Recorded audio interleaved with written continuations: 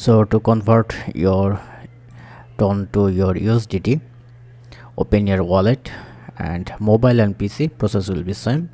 Then you can see I have 4.7 USDT and I have 0.146 TON. So if you want to convert it, you can select exchange or go to the TON. Then you can see the exchange option, press on exchange. Now you have to enter your amount.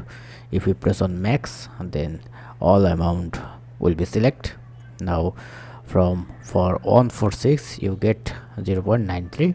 Press on review order, press on confirm and exchange. Now done. Now go back to my wallet, then you can see my 5.64 USDT is available now. If you want to send or receive to other wallet, you are able to do it from here. Thank you. Don't forget to thumbs up. Have a good day.